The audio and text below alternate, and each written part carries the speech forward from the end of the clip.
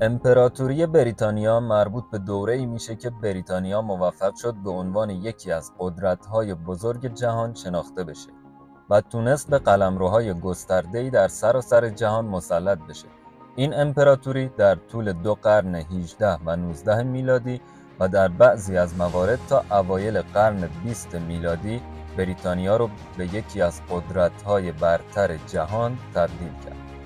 امپراتوری بریتانیا شامل ناحیه‌هایی از آمریکای شمالی، استرالیا، نیوزلند، آفریقای جنوبی، هند، سریلانکا، مصر، سنگاپور، مالزی، هنگ کنگ، میانمار و بعضی از منطقه‌های دیگه بود. این امپراتوری به عنوان یک قدرت اقتصادی، نظامی و سیاسی مهم در جهان به شمار می‌آمد.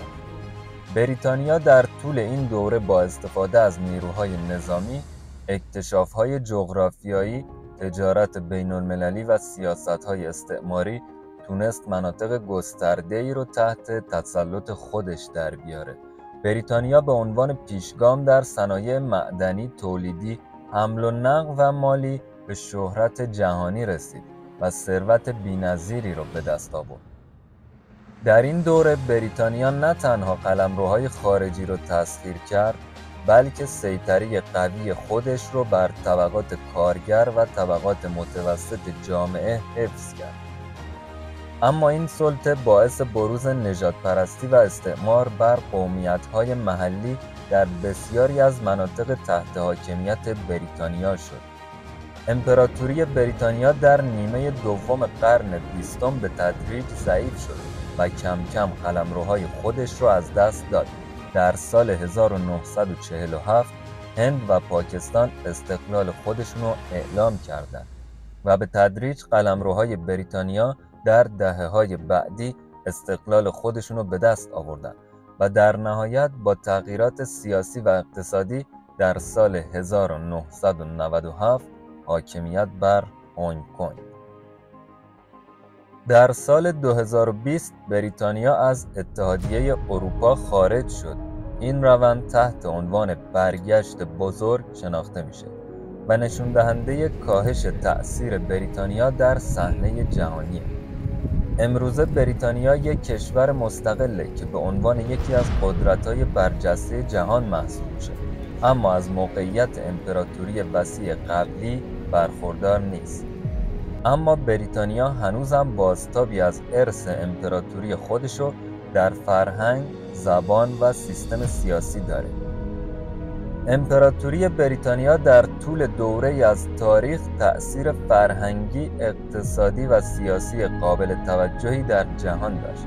در ادامه به بعضی از جنبه‌های بیشتر این امپراتوری بزرگ اشاره می‌کنیم. تجارت و استعمار.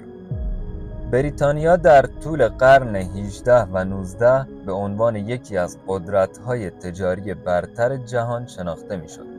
کشورهایی مثل هند، چین، آفریقا، کانادا و کشورهای آمریکایی در قلمروهای استعماری بریتانیا قرار داشتند و ثروت بسیاری از تجارت بین‌المللی و استخراج منابع طبیعی به بریتانیا منتقل میشه. توسعه صنعتی. امپراتوری بریتانیا به عنوان پیشگام در صنایع معدنی و تولیدی شناخته میشه. انقلاب صنعتی در بریتانیا آغاز شد و فناوری‌های نوینی مثل ماشین بخار، نساجی و تولید آهن و فولاد به کار گرفته شد. این توسعه صنعتی تأثیر قابل توجهی بر رشد اقتصادی و نیروی کار امپراتوری داشت. حاکمیت سیاسی و قانون. بریتانیا با تأسیس نظام حکومتی پایدار و ساختار سلطنتی مستقل به عنوان مرجع قانون و نظامی قوی شناخته می‌شد. قانون عادت و مجموعه قوانین مشترک راه اندازی شد و سیستم قضایی پیشگامی را در زمینه حقوق و عدالت به خودش اختصاص داد. تأثیر فرهنگی. بریتانیا به عنوان پایگاه فرهنگی قوی زبان انگلیسی را به سراسر دنیا منتقل کرد. ادبیات، شعر، نمایشنامه، و موسیقی بریتانیا تأثیر بسزایی بر فرهنگ جهان گذاشت.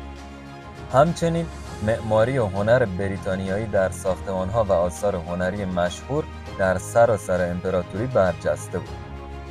تغییرات اجتماعی: بریتانیا در دوره امپراتوری تحت تأثیر تحولات اجتماعی قرار گرفت.